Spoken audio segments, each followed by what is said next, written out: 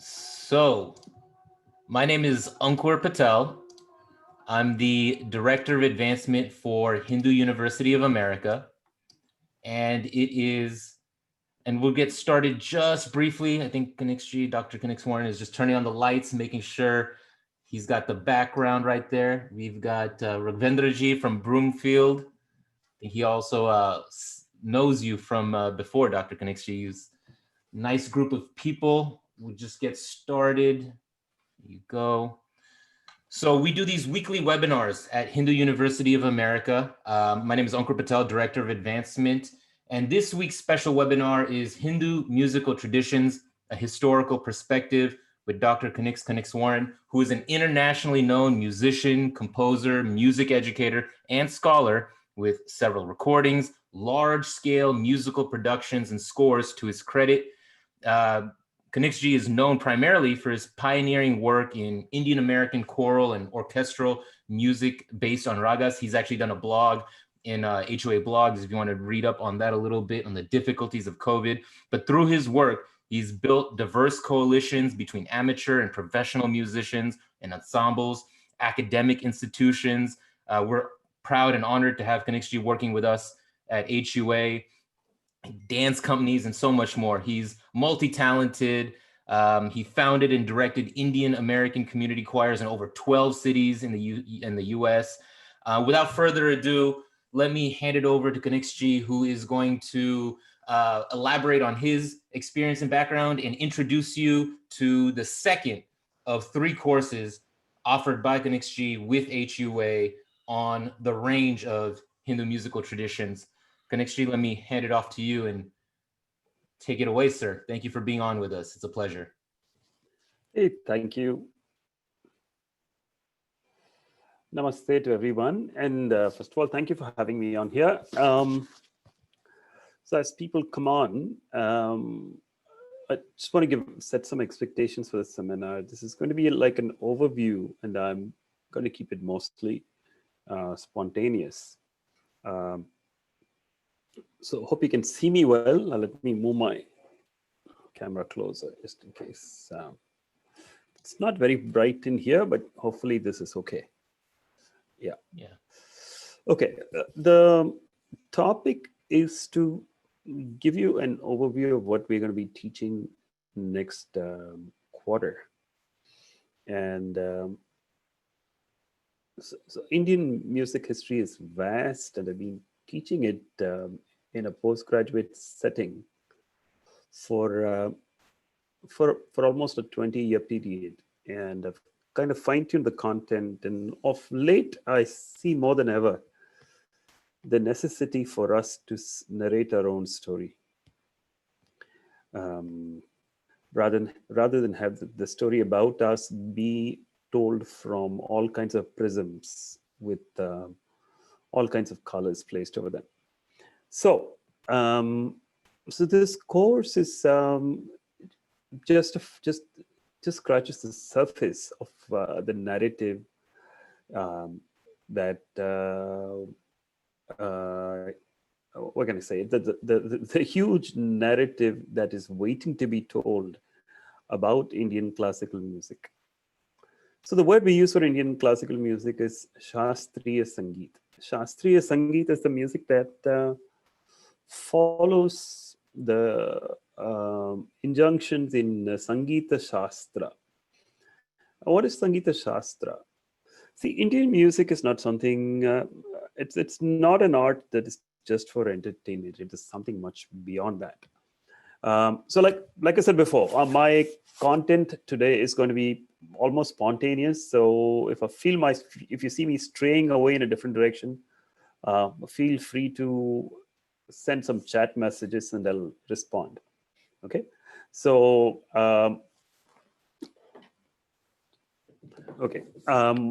so we refer to Indian music as Shastriya Sangeet. If you've listened to, growing up in southern India, I come from a family where my chittis were taking veena lessons when I was a little child. The word chitti is a very famous word in the United States now. So my thanks to Kamala Harris. So My chittis used to learn to play the veena, and that's how I picked up music. And the word Carnatic music or Karnataka Sangeetam is something that entered my vocabulary after I started learning music. Okay, so it's only later that I discovered that there was another form of music called Hindustani Sangeet, but I also knew at that time that Hindustani meant nothing other than India, right? And then I used to listen to this program called Sangeet Charita in Vivid Bharati at 7:35 in the mornings, and that used to use the word Shastriya Sangeet. So that was my first encounter with the word. Shastriya Sangeet obviously deals with Sangeet um, that follows the Shastras basically. So which immediately tells you that there's a Shastra for Sangeeta. So the Sangeeta Shastra. So it also tells you right away that this must be something very old. And all these intuitions, I mean, these words are so reflective of the meaning behind them that all these make a lot of sense right away. So Shastriya Sangeet is ancient, and there's a strong tradition of Sangeeta Shastra in India. And what language is it in? The word Shastra is used in all languages. We have a very robust music tradition in southern India, which has been described in elaborate detail in this work called Silapadikaram, which was written 2000 years ago. I mean, 2000 years is not a joke. Um, and it's in Tamil. It's in a language that you can read and understand, even if you don't have a great deal of proficiency in the language. If you're born, if you speak Tamil at home, if you know how to read and write Tamil, if you've studied Tamil in up to high school level, with the help of a few dictionaries and with a lot of aids available on the internet, you can understand the Silapadikaram. And if you know music, you can follow the Sangeeta Shastram also on it. So it's like this elaborate descriptions of things, scales, intervals, melodies, talas, and other things that are described as part of a flourishing music system that existed 2000 years ago. Similarly, we have other works in our tradition. The work that is most frequently looked at in the southern music tradition, and that is in the Carnatic music tradition, is a work called the Sangeeta Sampradaya Pradarshini, which was published about 100 years ago. It was published by a scholar, a Pandit by name Subbarama Dikshita. So we are looking at, so now we are currently at about 115 years post the publication of the work. It was authored and published in the Telugu script. Now, the Sangeeta Sampradaya Pradarshini reflects a lot of ideas that way, and also reaches back to and quotes ideas from another work called the Chaturdandi Prakashika, which is written about 400 years before that. It also quotes a number of slokas from an older work called the Sangeeta Ratnakara, which was written by a Kashmiri Pandit, Kashmiri scholar by name Saranga Deva, who had migrated from Kashmir to central India. So look at all this connection. You have somebody from Kashmir who migrates to central India, but actually to the northern part of southern India, which is to the Vijayanagar area, maybe slightly north of that. Then he writes a treatise, and his Sishya tradition later on, um, people migrate even further south to the Tanjavur area, and their descendants write this work called Chaturdandi Prakashika. And their followers of that tradition write this work called Sangeeta Sampradaya Pradarshini, which gets published about 100 years ago. And 100 years after this publication, we are talking about that here across the oceans and beaming it across the internet. Just look at this. Isn't it something fascinating? I am here reflecting light from and music from a work that was written 100 years ago, which reflected ideas from a work that was written 400 years before that, which reflected ideas from a work that was written 600 years before that, which further reflected ideas from another work which is written 1,000 years before that, which is referred to as the Natya Shastra of Bharata. Now, Bharata was a Muni, a rishi, a person with a far-sighted vision who could literally see into the future of how things would be. These people were realized souls who could get into the nature of the self. And when a work of this nature comes out of them, um, it is something to be. So let me sit a little close to the mic. Uh, so it is something that has really survived the test of time. So Bharata's Natya Shastra, being ideas from there, reflected so many different times, and us, when we are sharing it, we are looking at a very, very rich and a hoary tradition that has survived the test of time and has adapted remarkably in various ways and forms in order to be palatable and acceptable to society at large. And how do we say it is acceptable to society at large?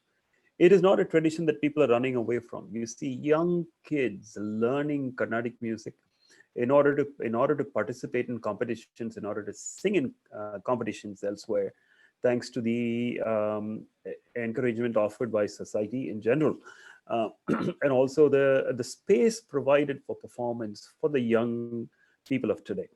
And so the idea of reflection of ideas from the past, um, I cannot emphasize its importance. I mean, you cannot do enough to emphasize its importance. So it's like the moon reflecting light from the sun. So when you talk of when Western historians describe Carnatic music, they would, or Hindustani music, they would describe it as a tradition that they would talk about the last 300 years of history or something like that. They would get into the Devadasi system. They would get into caste issues. They would talk about how certain castes are dominating the field of performance, and how the people that make the instruments are left behind, and all the caste politics and all that kind of stuff. But we need to realize and also make it clear to the world that the tradition that is superficially only 300 years old is actually reflecting light, just like the moon does, from a tradition that is more than 2000 years old. It's very important to acknowledge it and respect it, and to keep that in perspective anytime we sing a song, or anytime we deal with a composition, or anytime we even talk about music. So now, what is this? So I want to quote a few slokas, but before doing that, I just want to move the context to the present period. There's about 81 people signed up in this webinar today. So if you uh, count Ankur and me as panelists, there's 79 people that are interested in Indian music that have signed up to listen to something that we are going to talk about. That is a very healthy sign.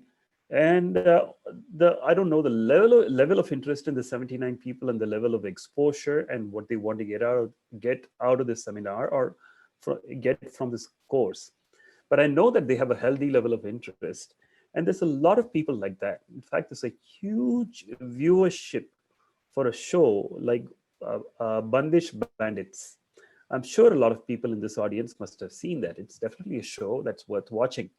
I'm just going to play a small clip from there, and kind of fuel the discussion, my discourse going forward from there. Let me share my screen and play it from YouTube. Oh, I spoke too soon. One person has dropped off. So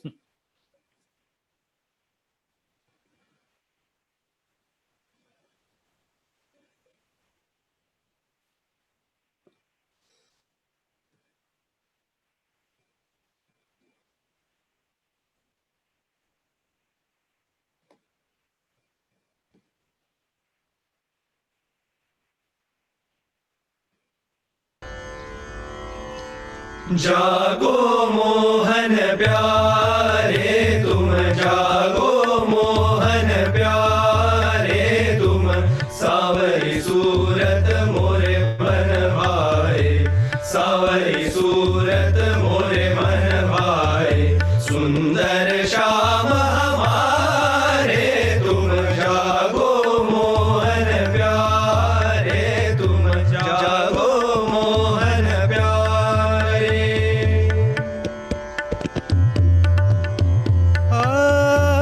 प्रात समय उठी Bhanu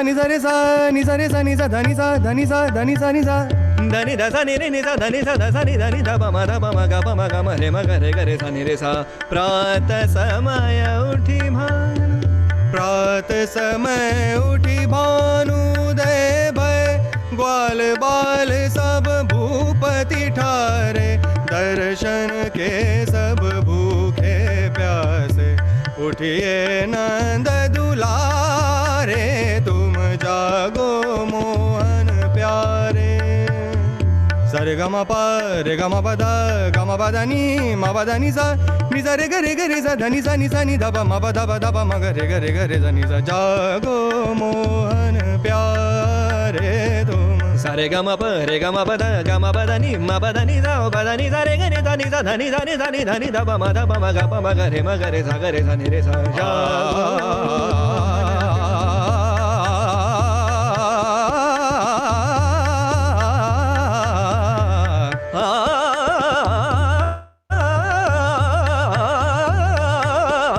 So let me stop the share here. So just want to say that this is a pretty well-made serial, and it gives a lot of room for introspection. So this they brought classical music into a commercial serial made on Amazon Prime, and they beamed it across the world, and it had a good audience, and it set to light a lot of conversation. And the conversations, at least it got people talking about classical music and a tradition that's very old. And when you watch a performance like this, the imagination that it's going to lead to is maybe the court in Delhi, images of Fatehpur Sikri or Tansen or things like that. Just most rightly so. Especially given the fact that there were a lot of Bollywood films made in the 60s and the 50s that highlighted the theme of classical music. But what I want to give in this overview is that Indian music as such Shastriya Sangeet as such has a much deeper history. I'm going to share the whole thing. There's going to be only one PowerPoint slide in the entire presentation, which will give you a bird's eye view of Indian music history. So let me share that with you and continue the rest of the presentation. If you have any pressing questions, please don't hesitate to put them on the chat window. I'll address them as they come along. So let me share the window again and start with this one slide. So the composition you heard just now is Jago Mohan Pyare. It's the idea of waking up Krishna. It is in the raga called Bhairav. And it's been very aesthetically filmed in this serial, having a group of people sing. The backdrops are interesting. It suggests a gharana kind of a setting. Again, let's go deeper than that. Right before you share, if you can put your questions in the Q&A box as opposed to the chat, it'll be easier for us to go through them later on. So if you're going to ask a question, put it in the Q&A box as opposed to the chat, and we'll be able to get through them all throughout the webinar. Thank you. Cool.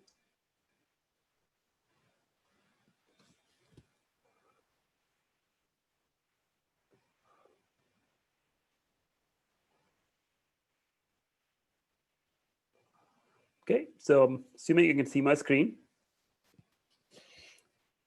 So what you see here is it's not drawn to scale, but it is a view of various landmarks in Indian music history.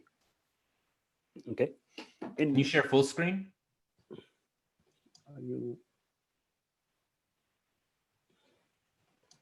How do I do that?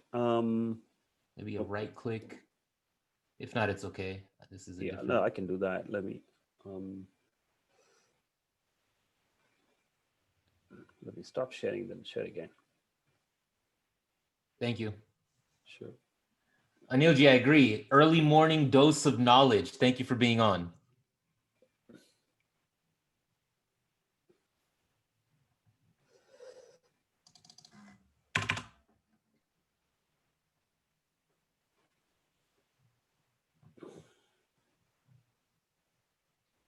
Yeah, there we go.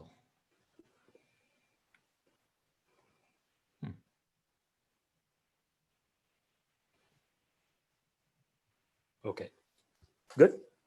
I don't know. It's not full screen. It's okay. Let's just go through this. Yeah, so what's the leftmost thing you see? Do you see Sama Vedic Yeah, music? we see that. Yeah. Okay, and the rightmost is Cleveland? Yeah, that's all on there. So, That's all in there. Okay, good. And the bottom, you see the Jati, Murchana, Gramaraga, and all that kind of stuff. And Bandish Bandits. Okay. So this is the overview of Indian classical music, the evolution of Indian classical music.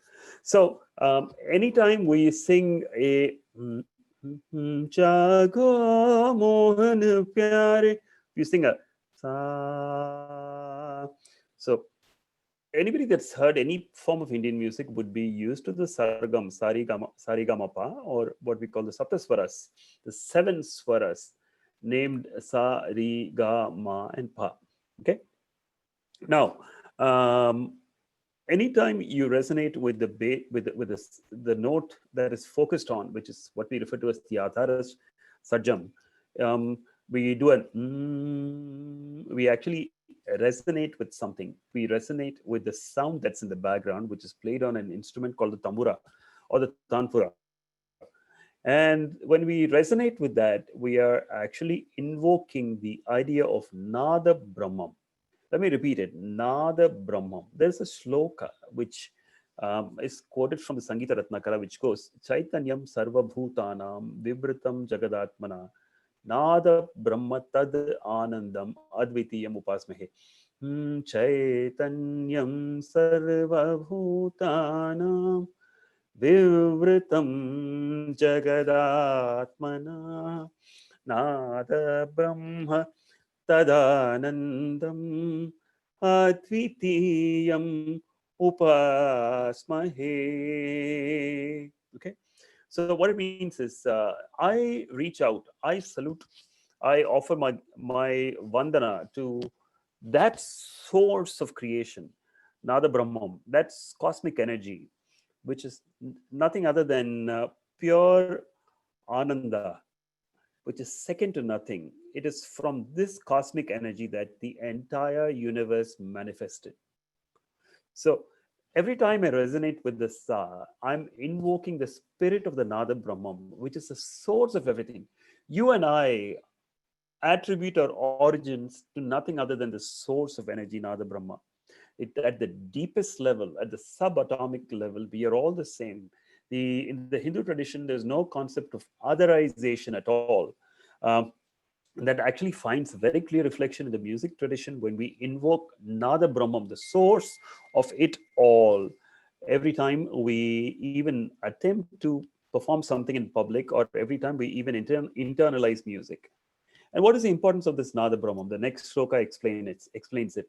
Na nadena vina geetam, na nadena vina swaraha, na nadena vina nrittam, tasmat nadatmakam jagat. So without this nada, there is no song. Without this nada, there is no swara. Without this nada, there is no dance. And the entire universe is just a manifestation of this nada. Isn't this very beautiful and powerful at the same time? The act of performing music is not something that is for mere entertainment alone. It is something that enables me, enables you, enables the entire universe to connect to the source of it all, to connect to the source of ourselves, to connect to one another in a powerful way. And that is very clearly exemplified in the sloka. And earliest music scale is said to have originated from the Sama Vedic chants, which, depending on how you place it in time, we are looking at least 3,500 years before our time. So we are talking about the origins of the first music scale, um, which is referred to as the in today's terms, we would refer to the first musical scale as what's called Khara Hara Priya, or in Western music terms, we would refer to it as a Dorian march, or we would refer to it as Kafi. Kafi is so, and,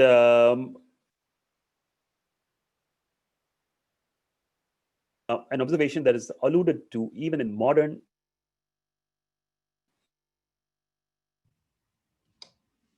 So when I say modern, when you're talking about at least 2,000 years ago or 250 years ago, is relatively modern when you consider the antiquity of the tradition that it reaches back to.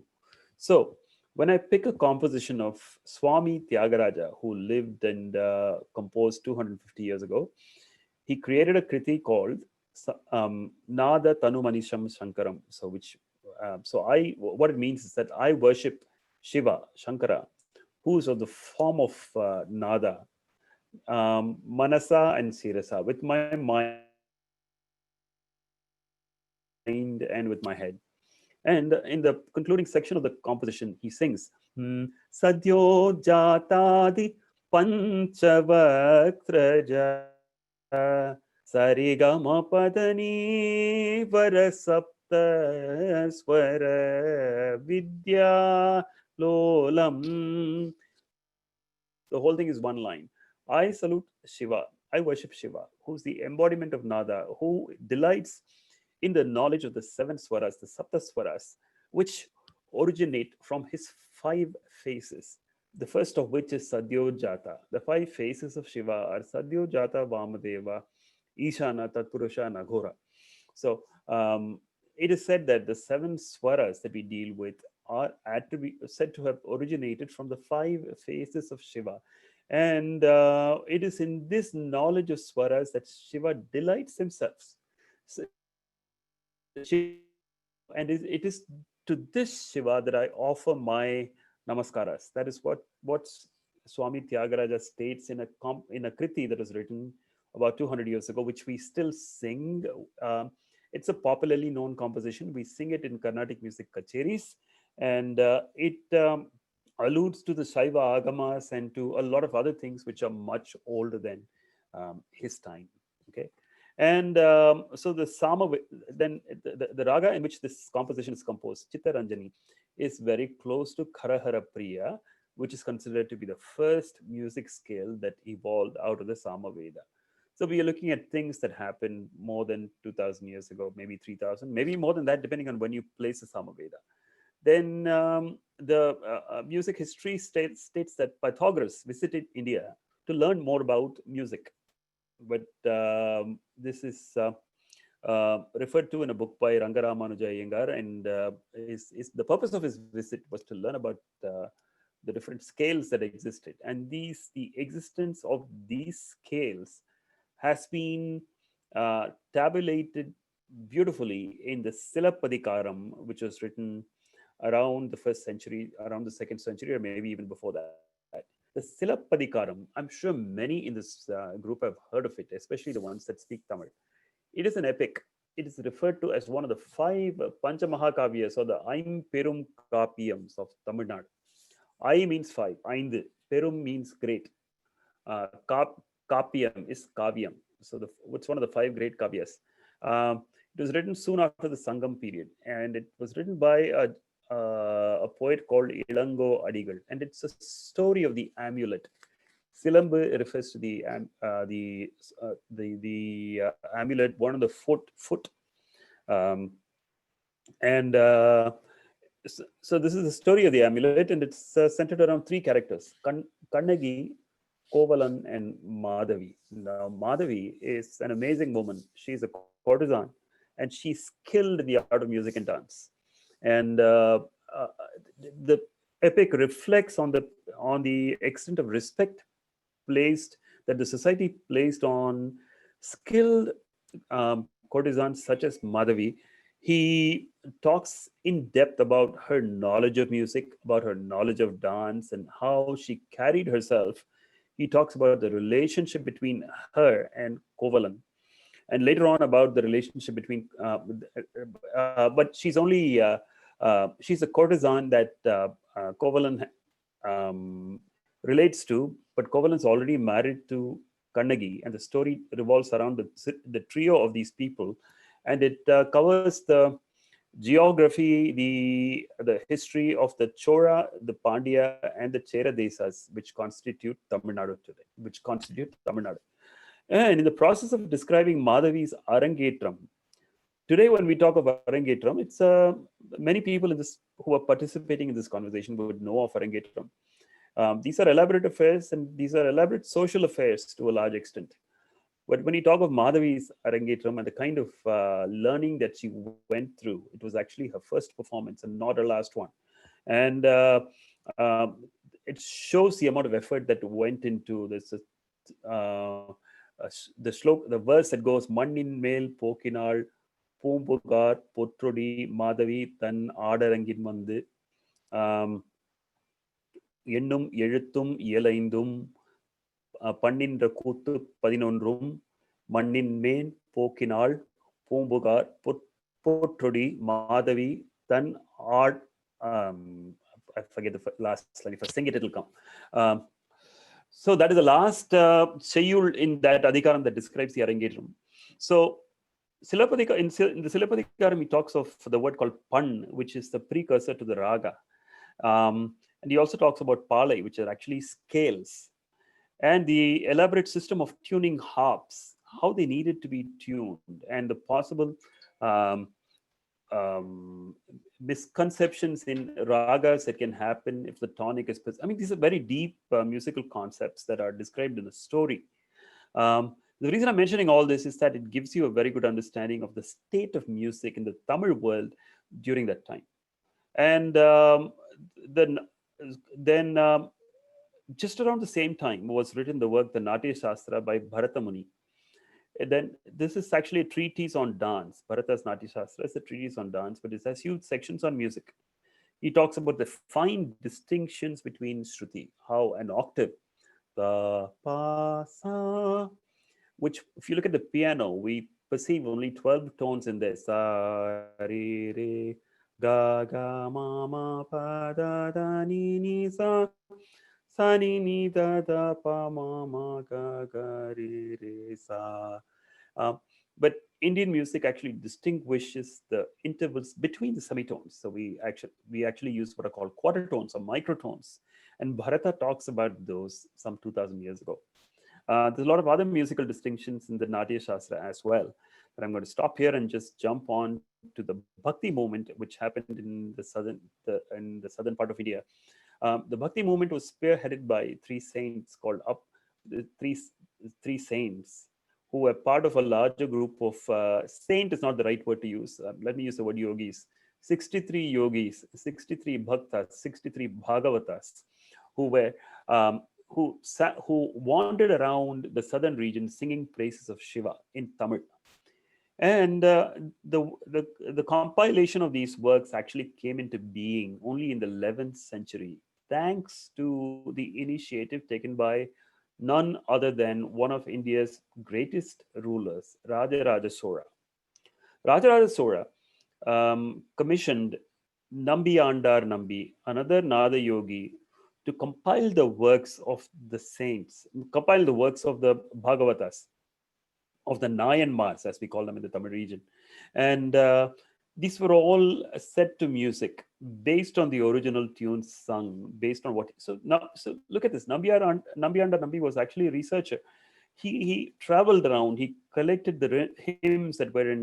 He collected the verses, the poetry, the music that was in circulation, preserved orally by the descendants of these yogis in their families and in their immediate circles, and compiled all of it together into what is called the Tevaram, some 1,000 years ago.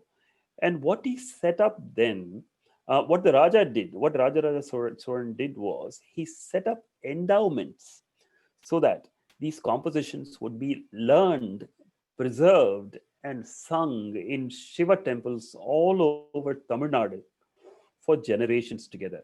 And guess how long it lasted? It is still going on.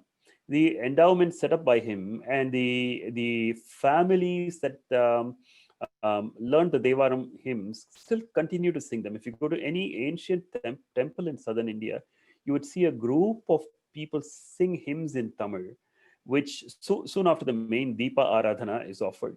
And this is not... these are not bhajans that were written 20 years ago or 30 years ago. These were verses that were written 1,000 years ago that have been meticulously preserved. Now, of course, with the changing times, there are people that are moving away from the family tradition and getting into more lucrative things, and poverty is forcing a lot of them to do the same thing also. But the fact is that this tradition has persisted. Okay, so it was somewhere around that time that the term Karnataka Sangeetam came into being, and it was around the same time that you started getting the Ashtapadis sung by Jaidev in Eastern India, in Bengal, in Odisha, and other places. And the Ashtapadis, again, they always intrigue me, because many of you must have heard of Ashtapadis if you're familiar with Kuchipudi dance, or especially the Odissi dance form, or Ashtapadis are very commonly sung. And even in the bhajana Sampradaya in southern India, you hear a lot of Ashtapadis. Um, what amazes me is that something that was created in Orissa finds widespread acceptance in temples in Kerala. Like in places like Guruvayur, the singing of Ashtapadis in the form of bhajanas is a very common thing. And how this tradition came in here, I mean, there's a lot to be investigated. I mean, what fascinates me about Indian music history, and also about Indian history in general, is that the amount of migration, the amount of migration and ideas, and amount of exchange of ideas that has happened over the last couple of thousand years is just bewildering. And we can only study these with a sense of fascination. Now, let's get into the next stage in the evolution, which is the writing of the book Sangeeta Ratnakara, which attempted to put down in the theory in a Sanskrit work. And this, like I said before, this is written by Sarangadeva of Kashmir, who had to flee Kashmir, and he came down to central India, and that's where he wrote this work. And this work serves as a source of inspiration both for Hindustani music of northern India, of Carnatic music of southern India, and Hindustani music of the rest of India. So here's what I'm going to say. Carnatic music, as we know today, is the music of southern India, which covers the regions of Tamil Nadu, Andhra Pradesh, Kerala, Karnataka, and yeah. Then Hindustani music is the music of the rest of India. So I don't just say northern Indian music; it's the music of the rest of India.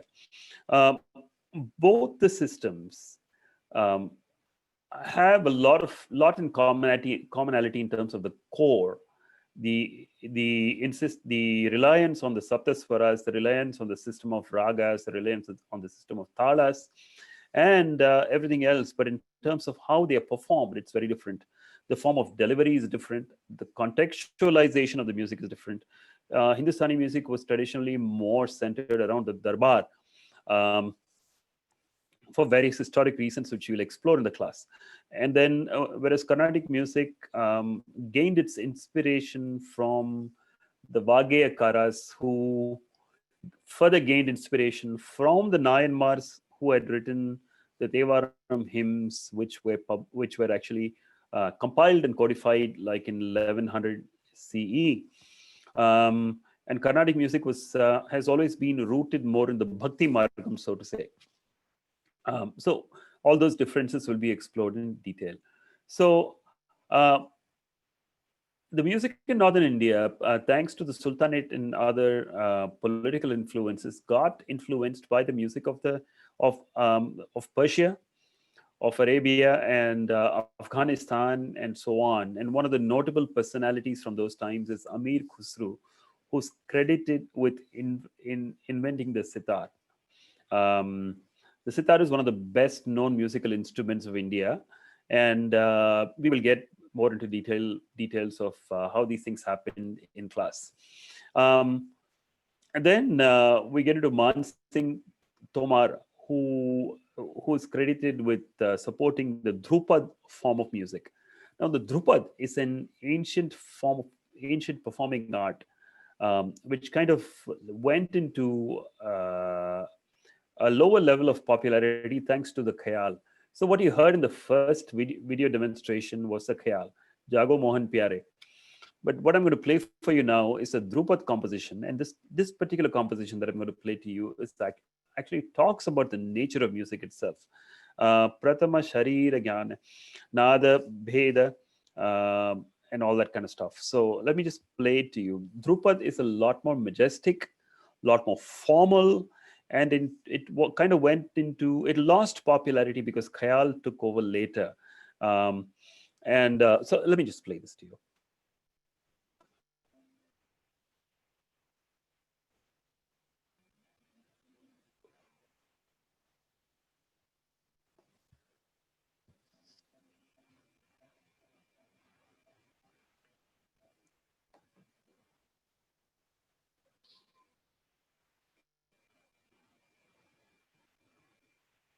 Can you see my screen, Ankur? Yes, we can see it. If you're going to share the video, you can hit that full screen as well. Yeah.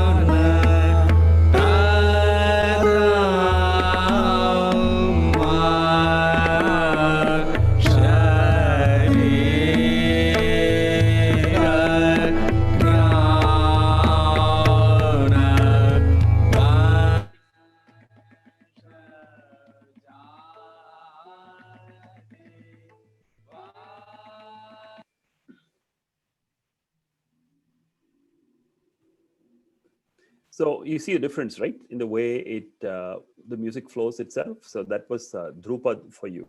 So Drupad came into being somewhere in the, it started getting popular in the 1500s, and it was popular during the Mughal period. And during the Mughal period, we encountered this personality called,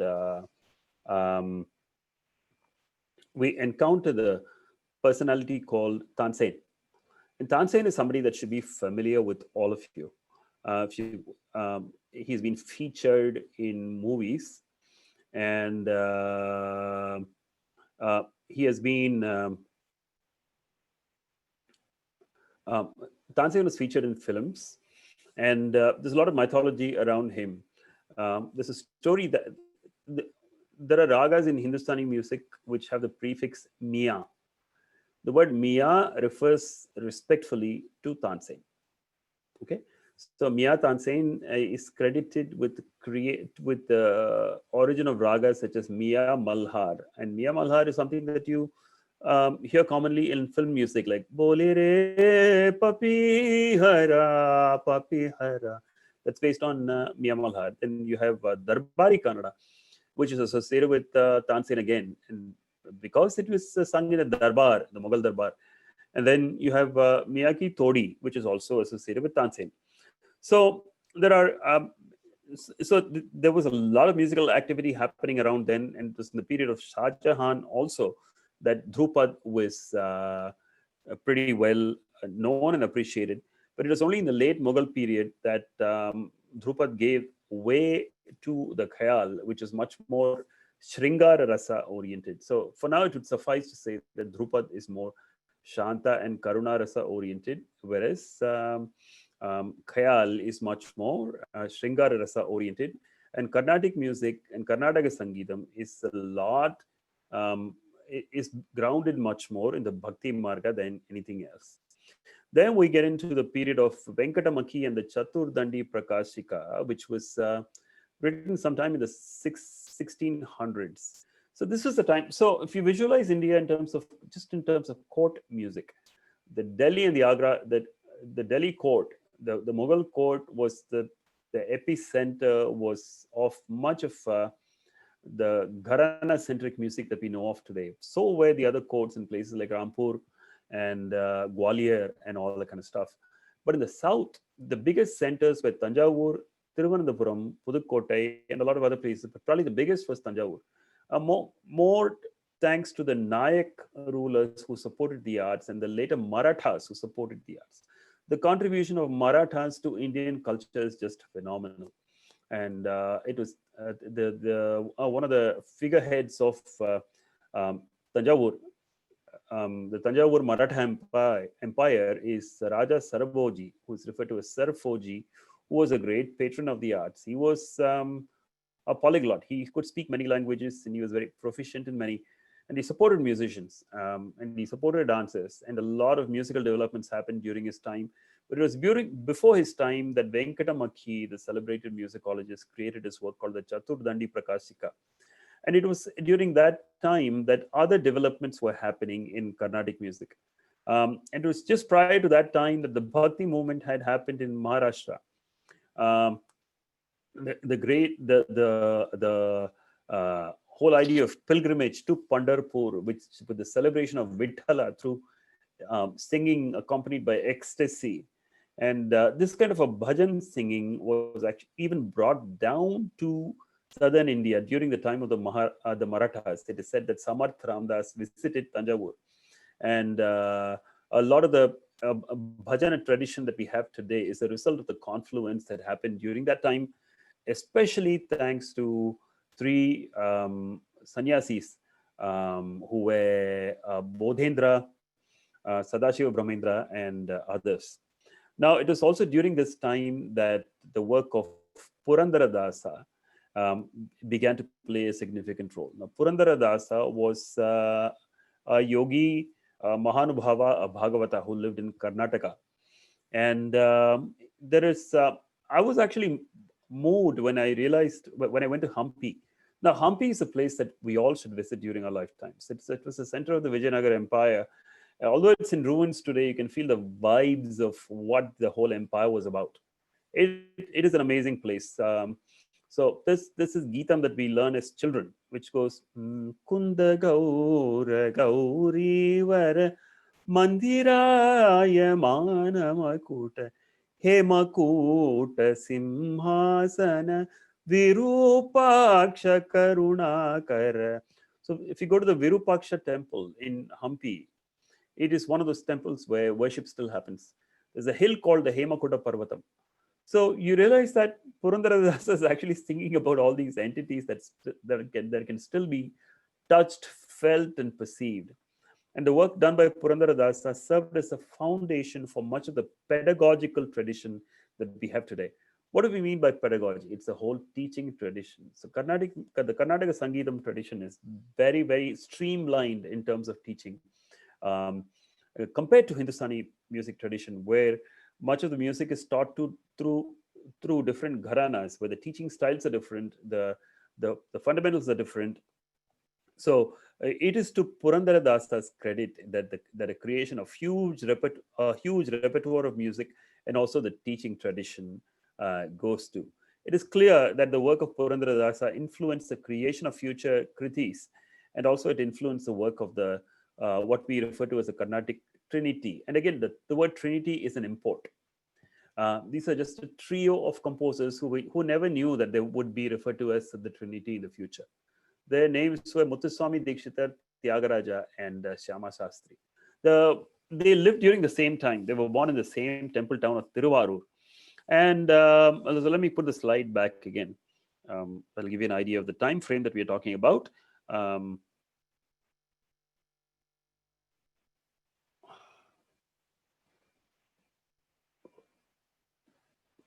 Yeah, I'm just looking at questions. Yes. Haveli Sangeet, absolutely. And I see a comment about Purandaradasa. It says he started the Bhakti Movement. No, the Bhakti Movement happened in the first millennium itself. But Purandaradasa started the teaching tradition, which is the most, which is the way of teaching Carnatic music today. Yeah, we'll cover Haveli Sangeet definitely, and the connection between Haveli Sangeet and the Drupad way of singing, and the ritual traditions that are associated with Haveli Sangeet in the course.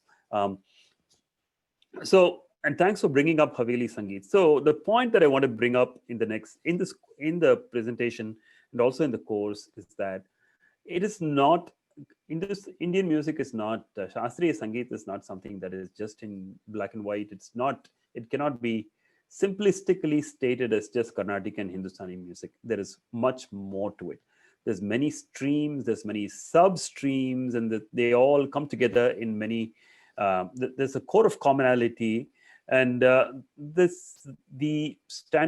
Indian idiom in there, which is based on raga and tala, which is just not there in any other form of music anywhere else in the world. It is totally based on melody, and it doesn't deal with functional harmony that we see in Western music. And it's got a huge history behind it, and the history has fed the creation of these sub streams of music, how they came into being, what their influences were, and how they came into an end, and what is their impact today, and so on and so forth. So so I want to go back to the three composers, Muthuswami Dikshitar. We refer to them as Vageyakaras. And a Vageyakara is one who creates the Sangeeta and the Sahitya at the same time. What do you mean by Sahitya? Sahitya is the text, and the melody that goes behind the text. So in a very loose translation, you can refer to them as a songwriter. Okay, but let's say Britney Spears is a songwriter, but we don't refer to Britney Spears as a Vageyakara. A Vageyakara is one who creates the music and literature and the lyrics and the libretto in the classical paradigm, in the Shastriya paradigm, following the Shastriya injunctions, the grammar of the raga and the tala, and also the prosodical rules. So that takes a lot to become a Vageyakara. Muthuswami Dikshitar was skilled in the knowledge of temples. I mean, he knew everything that needed to be known about the temples of India. And if you travel around the state of Tamil Nadu, there's at least 37,000 temples there.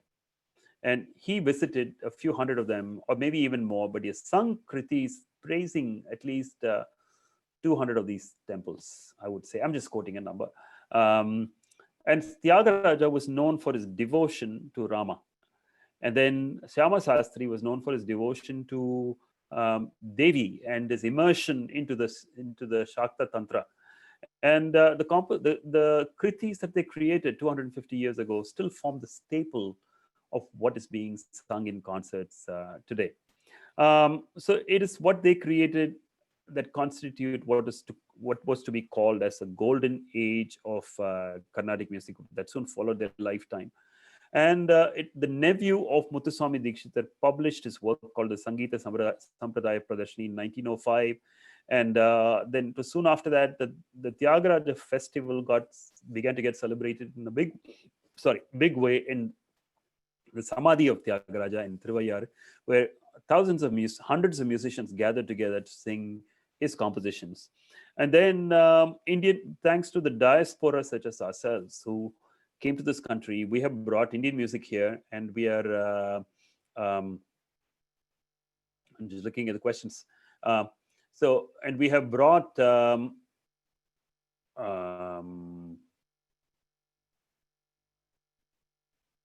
okay. Somebody's asked me, will I touch on my own Indian choir music and how is Indian choir music received in the Western music circle? Okay. So a lot of developments in the 21st century also, like the Cleveland Music Festival, and of course now the Bandish Bandits, and the work that we have done with choral choir music. So what we have done through choral choir music is to explore Western harmony in conjunction with Indian ragas. And I'm going to very quickly play a piece, and I hope people can stay a little beyond to see what Ankur has to share. Or if you can, if Ankur, if you want to pitch in about the class right away, then I can play a couple of clips of more music before concluding the lecture. Yes. Oh, so thank you so far. There's so many questions. We want to get into it. But one of the important things is to enroll in Kanixji's course. So let me share this poll real quick. I'm launching it. You might see it. Are you considering enrolling in Hindu musical traditions, a historical perspective? Please just let us know if you are. If you're not, I'd like to see one person who is already enrolled. If you have questions, we'll follow up later. There's still 92 people in this webinar. So let's get some more folks. We already got 27, 28 people filling it out. Please fill it out. It'll help us follow up accurately. And Yes, thank you. That's perfect. Give us that information, and Kanixtri, go ahead, and we can go until you feel like it, really, like 10:30, right? Another 34 minutes is the max that we like to go. But if it's up to you, how much time do you have? And I have another appointment, unfortunately. So what I'll do is I'll just share. I'll go on for another 10 minutes or so, and then we'll answer some questions. And then I'll have to quickly grab my lunch and leave somewhere. So otherwise, I would have gone on forever. Because as you can see, this is the topic that I love. And I can go on for hours together, and there's enough subject material. And as long as there's interest from the audience side, I can just go on and on and on. There were a couple of comments about Purandaradasa, and I agree with everything. He was one of the prolific creators of music, but everything starts with him, because that's the way we teach music. So I want to play to you. Thank you, Sashwati, for pointing this out. A few years ago, when I came to this country in the 1980s, and I was fascinated by the order, the way ensembles are conducted here. So, and I wanted to play around with combining that with our own raga-based melody. So I started writing music, and in 1994, we had a first choir performance with about 20 people. And over the years, it has grown, and we've created a huge repertoire of music based on Indian ragas with choral harmony, which is something totally alien to the Indian classical tradition. So I'm going to play you the Shanti Mantra, which is performed in this manner, and then talk about it soon after that. So let me share my screen.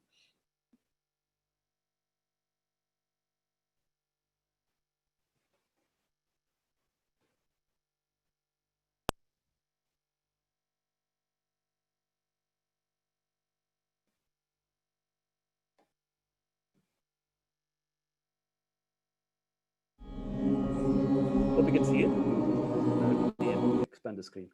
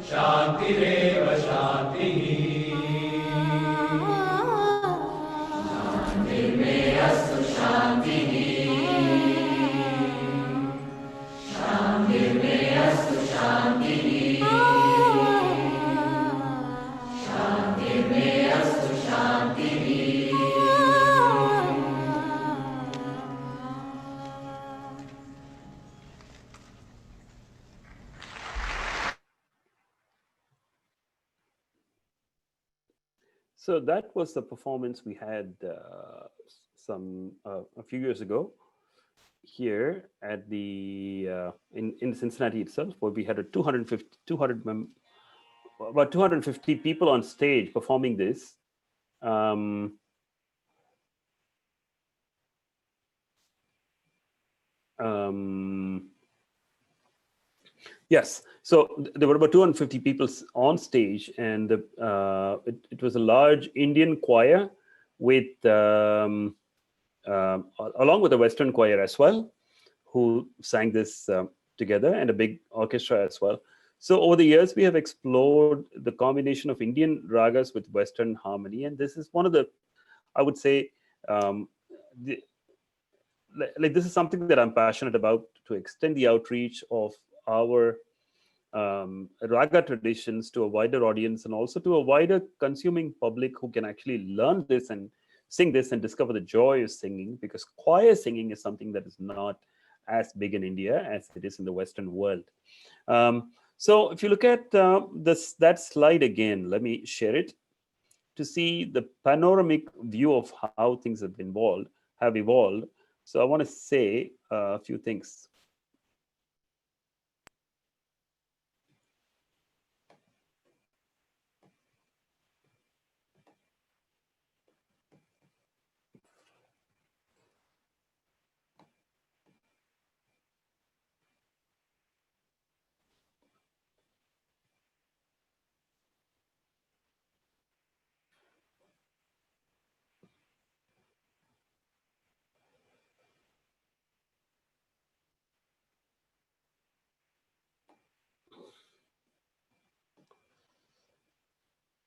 Okay, can you see the screen now? It's Yeah,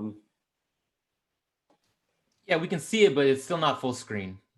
I don't know what's going on. I'm using 2 monitors, so maybe that's the reason it's not working or anything like that. But okay, so all right, we'll take care of all these in class.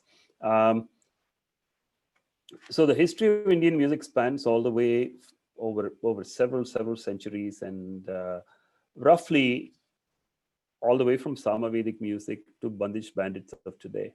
And in the meanwhile, there are several chapters that we did not touch upon today, particularly the contribution of the Devadasi community. We briefly touched upon it when we talked about Silapadikaram, but then a lot of music was preserved by the Devadasi community, by the Nadaswaram players who play music in temples, and how this art was passed on from generation to generation, and how music evolved to its current state, largely due to the developments in the last couple of 100 years. So we'll be covering all these in detail once we get into the course. So in the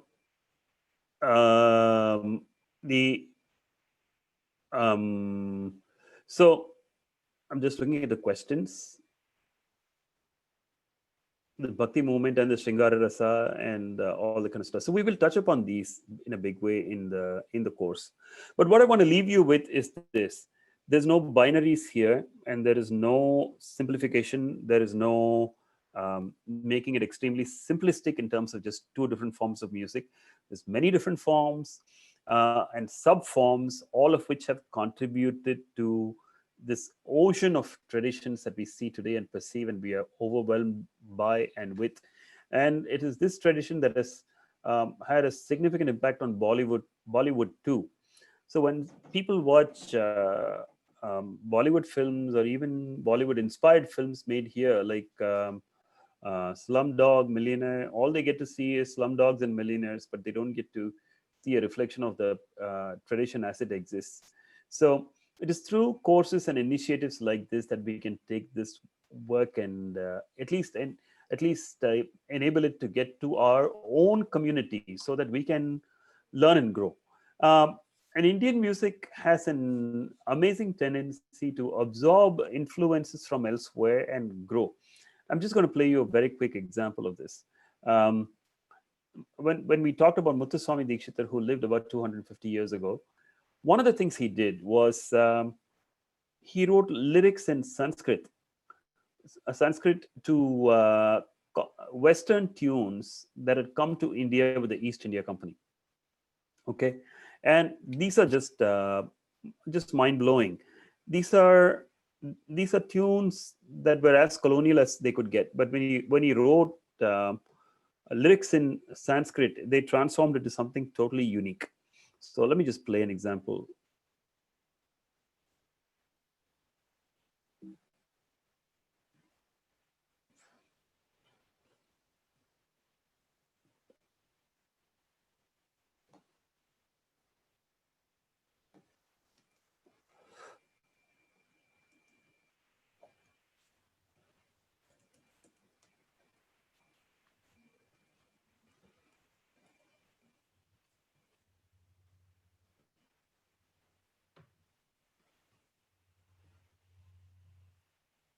Sometimes you need to get away from the kids for grown-up time, or get away from the grown-ups for kid time, and just get away from home. If you haven't filled out the survey, make sure you fill it out. We have 57 out of the 88 people still have filled it out so far.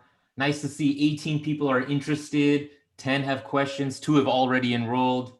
Thank you for your participation, Kanikshji. Let's last few moments wrap up and get you to your next event. Absolutely. Yeah. Let me just play this video and then I'll just say my concluding remarks.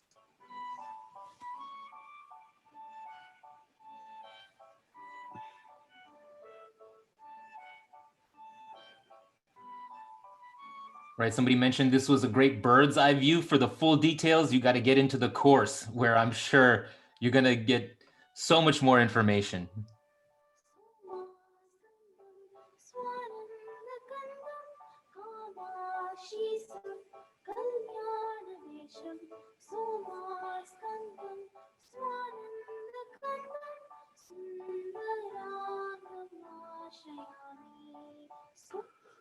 So what I wanted to say about this piece of music was, this is a set of 39 compositions that came into being when the Kara Muthuswami Dikshitar actually wrote lyrics in Sanskrit to Western tunes that came with the East India Company.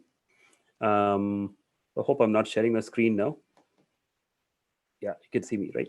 So my objective was to give a panoramic view of Indian classical music, and I hope I've been able to convey that to you. And my email is kanniks@gmail.com, kanniks@gmail.com. So please feel free to communicate with me.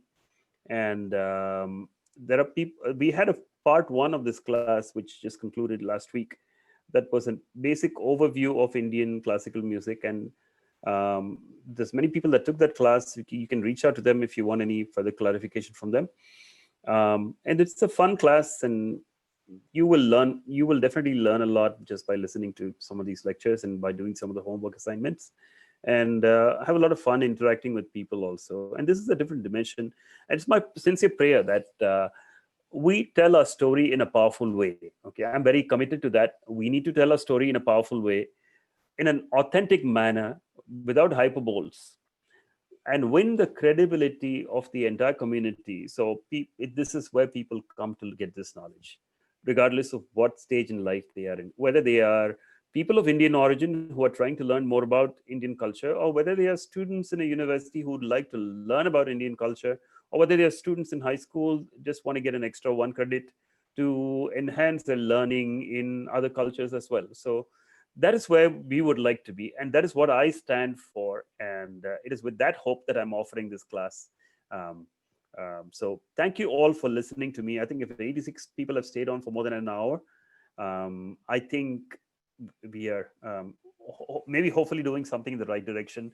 And for those that know me who have signed up for this seminar, please feel free to call me. I'd love to chat with you. And for those that have sung with me in choir before, there are some other projects coming up. I know that you're not singing now, but please do reach out to me, and I'm happy to share those details with you. And on the musical front, there's a couple of choir videos of mine that will come out. I'll share those with HUA, and they will send them out to you. And I hope everybody listens and shares them. And just feel free to reach out with more questions or any comments that you have. Thank you very much. Thank you. Thank you, everyone. Thank you, Kanikshji. That was beautiful. See you at the next one or in class. Have a good rest of your day. Bye. Thank you.